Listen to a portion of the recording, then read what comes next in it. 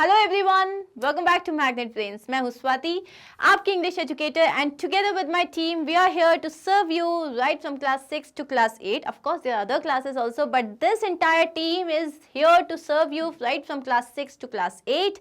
सारे concepts, सारे question answers, सारे chapters, everything has been covered and we are here to make sure कि आपको 100% marks आए. So we are going to give our 100%, आपको अपना 100% देना है. Together we are going to win. So with this positive note, we are going to start with the last part of our Class 8 Gulmohar book, English Literature, where we are doing second unit. The name of the chapter is The Narayanpur Incident. अब हमने इसका explanation, summary और question answers already देख लिया है. Now what we are going to start? We are going to start with the grammar part. अब grammar part में आपके पास सबसे पहले है read these words, an angry hissing sound, एक गुस्से वाला hissing sound. Mohan made an angry hissing sound. Mohan ने एक एंग्री हिसिंग साउंड प्रोड्यूस किया. अब we know that what is a phrase and what is a clause. वैसे तो ये चीज़ जो है ये मैं बहुत बार एक्सप्लेन कर चुकी हूँ, but let me explain this to you again. Phrase जो होता है उसमें एक सब्जेक्ट और वर्ब, ये दोनों कंपोनेंट्स नहीं होते. रिमेंबर, या तो सब्जेक्ट भी नहीं होगा या तो वर्ब भी नहीं होगा, या तो सब्जेक्ट होगा और वर्ब नहीं होगा, या तो सब्जेक्ट नहीं होगा और वर्ब होगा, लेकिन टुगेदर ये दोनों कॉन्सेप्ट, दोनों कंपोनेंट्स कभी भी एक साथ नहीं होते. If you will see here N angry hissing sound, who produced it, what produced it. Subject है नहीं है, तो एंग्री हिसिंग साउंड का क्या हुआ, क्या हुआ एंग्री हिसिंग साउंड में, क्या हुआ, कुछ हुआ उसका. अब हमें ये भी नहीं पता कि उसमें कुछ हुआ क्या, तो हमें वर्ब भी नहीं पता. बट क्या ये एक नॉनसेंस सेंटेंस है, क्या इसमें कोई सेंसलेस सेंटेंस है? नहीं, it is making a sense but it is not giving you any complete sense. An angry hissing sound. So जैसे अगर मैंने सिमिलरली बोल दिया in a corner, in a corner, what is in a corner, what is happening in a corner, मुझे कुछ नहीं पता.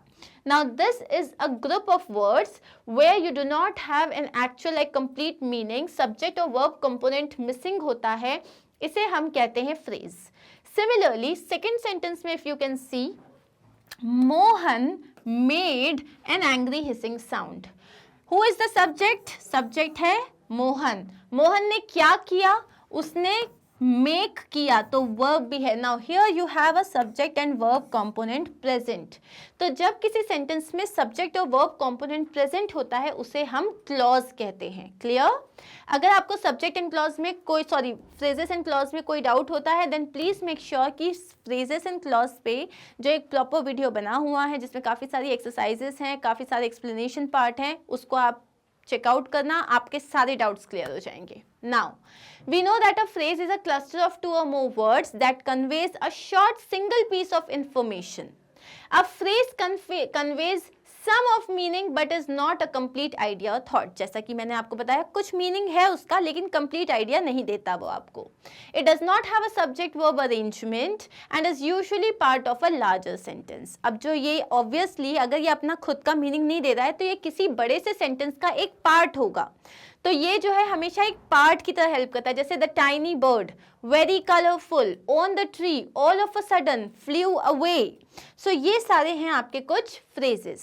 जब हम क्लॉज की बात करते हैं तो क्लॉज जो होता है it's a larger piece of information. You can not call a clause a perfect sentence, लेकिन जो क्लॉज होता है लार्जर पीस ऑफ इंफॉर्मेशन होता है, उसमें एक सब्जेक्ट और वर्ब होता है. सब्जेक्ट मतलब या नाउन या प्रोनाउन जिसके बारे में भी आप बात कर रहे हो.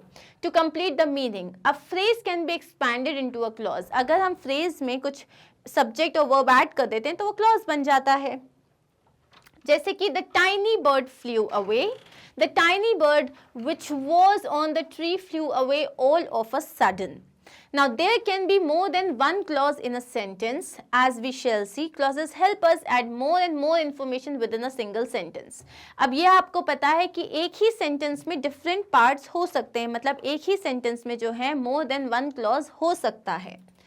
Now look at the highlighted parts of these sentences. Mark P of phrase and C for clause. Now this is F. So P जो है वो phrase के लिए आप लिखोगे अगर जो भी highlighted word है, और जो क्लॉज अगर आपको लगता है कि वो क्लॉज है तो सी लिखना है. The elderly man who runs this library is away for a month because his son has invited him for a visit. Always remember this. ये जो who होता है ना, ये आपका subject है, और runs जो है ना, ये verb है. Subject और verb का दिख रहा है combination? Yes. तो ये क्या हो गया? Clause हो गया. We were caught in a sudden and heavy downpour. In a sudden and heavy downpour. क्या हुआ in a sudden and heavy downpour में? नहीं पता, हमें नहीं पता, क्योंकि हमें ये तो देखना ही नहीं है ना. तो in a sudden and heavy downpour में क्या हुआ हमें नहीं पता, तो ये हो गया आपका phrase. This blue and red sari is woven in the exquisite ikat designs of Odisha. Exquisite ikat designs of Odisha. तो क्या हुआ इसका? एक्सक्विजिट इक्कट डिजाइन को किसने पसंद किया, किसी ने फेंक दिया, किसी ने उसको लेके आ गया, किसी ने खरीदा, किसी ने जला दिया, क्या किया हमें नहीं पता. Then again what is this? This is a phrase. Okay, next. I understand the book much better after I watched the film based on it. मुझे वो बुक ज़्यादा अच्छे समझ में आई after I watched the film based on it. Do I have a subject? Yes. कल काम क्या हो रहा है? देखने का. I have a subject, I have a verb, so this is a clause.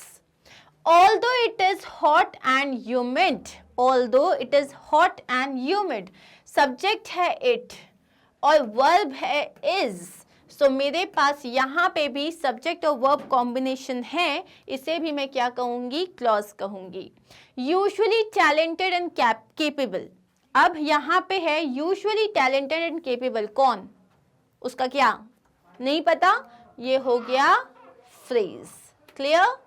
तो ये हो गए हैं हमारे आंसर्स. चलिए नेक्स्ट देख लेते हैं. Let us quickly summarize the main features of the three types of sentences that we have already learned about. हमें सिंपल सेंटेंस पता है. सिंपल सेंटेंस वो होता है जिसमें एक सब्जेक्ट होता है और एक वर्ब होता है. क्लॉज क्या होता है? क्लॉज भी एक सिंपल सेंटेंस होता है, but it is a form, it is a part of a larger sentence. एक सेंटेंस में दो या दो से ज्यादा क्लॉजेस आ सकते हैं. अगर एक सेंटेंस में दो कंप्लीट क्लॉज आते हैं तो उसे हम कंपाउंड सेंटेंस कहते हैं, और अगर एक इंडिपेंडेंट और एक डिपेंडेंट क्लॉज आता है तो उसे हम कॉम्प्लेक्स सेंटेंस कहते हैं. कंपाउंड सेंटेंस जो है मैंने अभी आपको बताया. कंपाउंड सेंटेंस मतलब अगर दो इंडिपेंडेंट क्लॉजेस हैं, मतलब दो क्लॉज जो अपने आप में पूरी इंफॉर्मेशन दे रहे हैं, उनको अगर आपने कोऑर्डिनेटिंग कंजंक्शन से ज्वाइन किया है, जैसे कि एंड, बट, फॉर, सो, और अगर इन कंजंक्शन से ज्वाइन किया है और वो दोनों कंप्लीट मीनिंग दे रहे हैं, तब उसको कंपाउंड सेंटेंस कहते हैं. Like this is war, you are the enemy. ये दो अलग अलग सेंटेंसेस हैं, मतलब ये दोनों कंप्लीट इंफॉर्मेशन दे रहे हैं, तो ये क्या हो गया? कंपाउंड सेंटेंस हो गया, जो कि एक कोऑर्डिनेटिंग कंजंक्शन से ज्वाइन किया गया है. जो कॉम्प्लेक्स सेंटेंस होता है उसमें आपके पास एक डिपेंडेंट और एक या ज्यादा डिपेंडेंट और इंडिपेंडेंट क्लॉज होता है. जैसे कि दो Amma's voice was steady, her hands trembled. अब हर हैंड्स ट्रेम्बल्ड ये अपने आप में कंप्लीट इंफॉर्मेशन दे रहा है, उनके हाथ कप कपा रहे थे.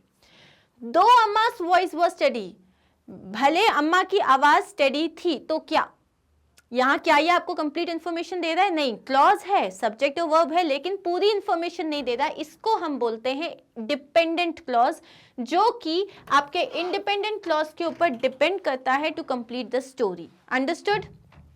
सो इसीलिए ये जो अगर एक डिपेंडेंट और इंडिपेंडेंट क्लॉज को आप आपस में अगर ऐड कर रहे हो, तब आप उसको एक क्या बोलते हो? कॉम्प्लेक्स सेंटेंस बोलते हो, जो कि सबऑर्डिनेट क्लॉज जो होता है.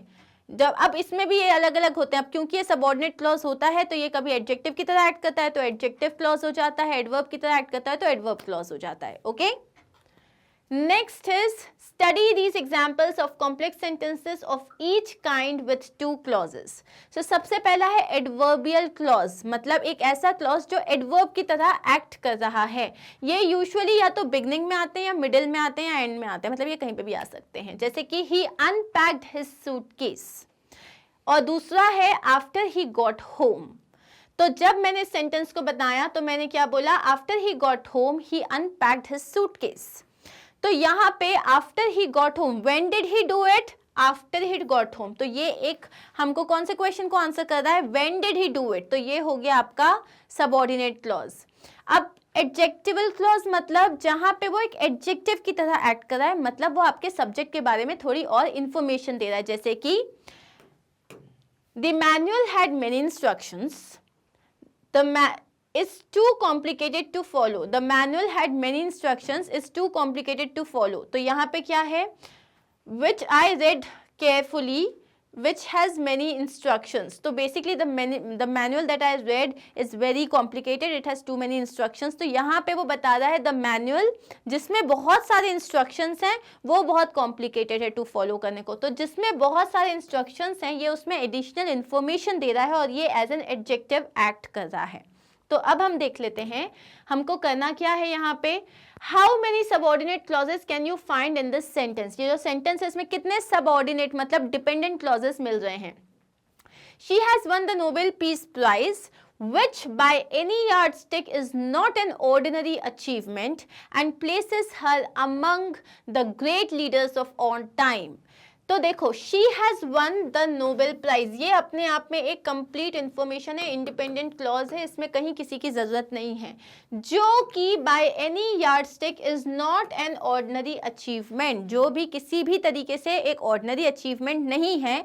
ये सेंटेंस इस सेंटेंस पे डिपेंड करता है. तो ये एक हो गया आपका सबऑर्डिनेट क्लॉज या जिसको हम कहते हैं dependent clause.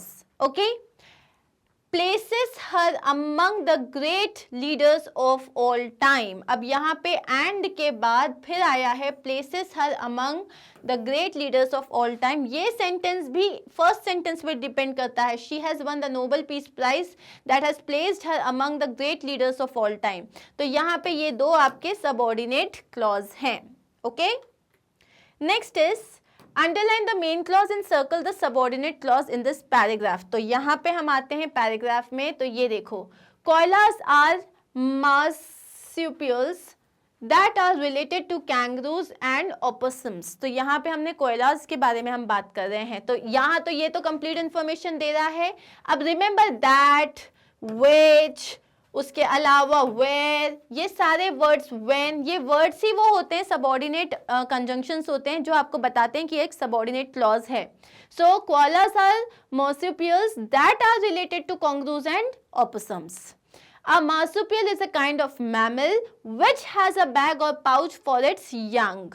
When it is born, a koala is only 1 inch long and must find its way to its mother's pouch, where it will stay for 7 to 9 months. At this stage, it is usually strong enough to leave the pouch and live independent. So at this stage, it is usually strong enough to leave the pouch and live independent. तो जितने भी circled हैं वो सारे आपके subordinate clauses हैं, जितने भी highlighted हैं red में वो सब आपके independent clauses हैं. Okay, now here let's see. Although they are not really bears. Again यहाँ पे although जो है ये एक subordinate clause है जो बता रहा है कि मतलब subordinate conjunction है जो बता रहा है कि मैं subordinate clause हूँ. Although they are not really bears, the word koala is koalas are sometimes called koala bears. Although they are not really bears, the word koala is an aboriginal word that means one who does not drink. Koalas drink very little water, but they eat eucalyptus leaves which contain water. As a result of deforestation and diseases, koalas are not seen as commonly as they used to be. So यहाँ पे please understand जितने भी circled हैं वो सारे subordinate clauses हैं, जो भी red से highlighted हैं वो क्या हैं, वो independent clauses हैं. Okay? अब नेक्स्ट क्वेश्चन है हमारे पास. For each of these phrases find a word in the text that has nearly the same meaning. इसमें हमें पैराग्राफ भी मेंशन किया हुआ. This is very easy. जैसे पहला है विद एन एक्साइटेड और impatient feeling, the answer is ईगरली.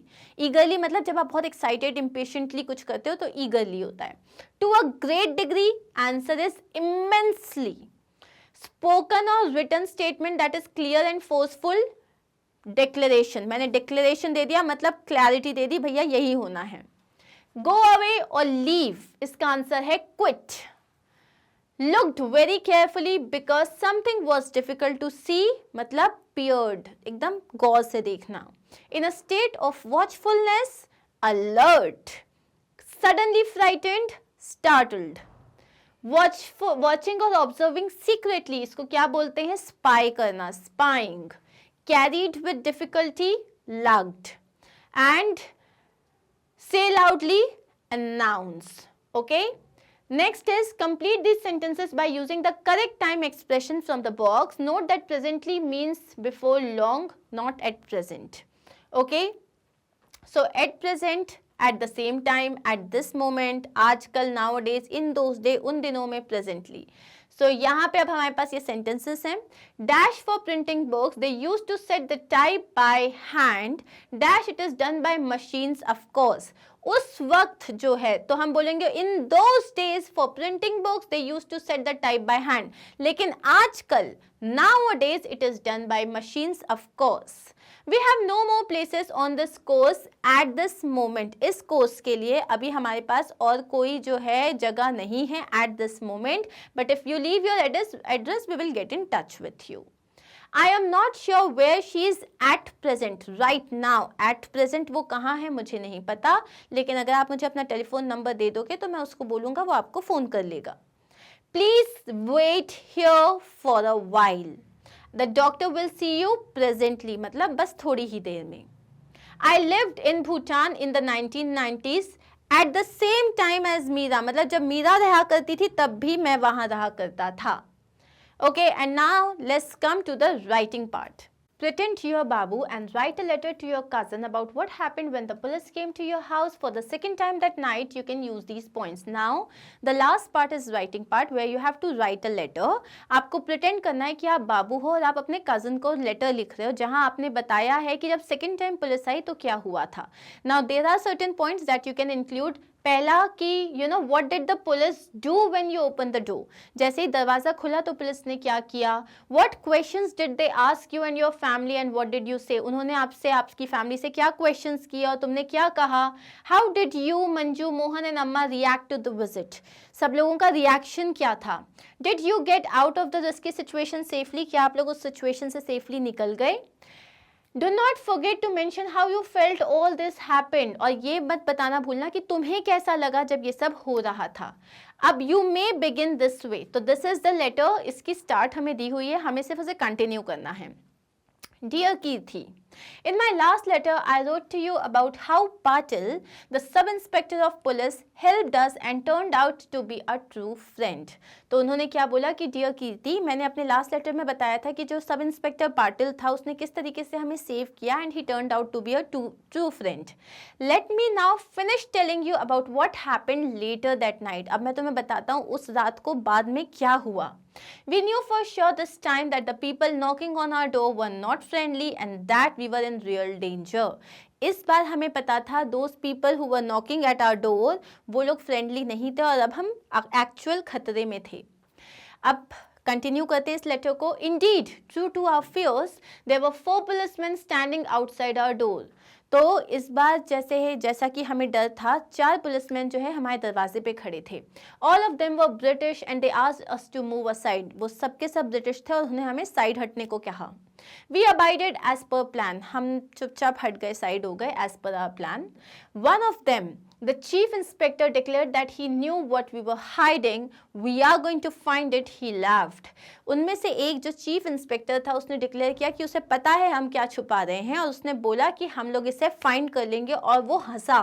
I can't tell you how evil the laughter sounded as it echoed through the walls of our house.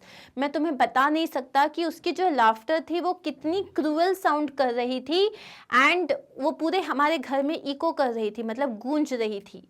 Manju, groggy eyed and scared, started crying. Manju जो थी उसको बहुत डर लगा और वो रोने लग गई.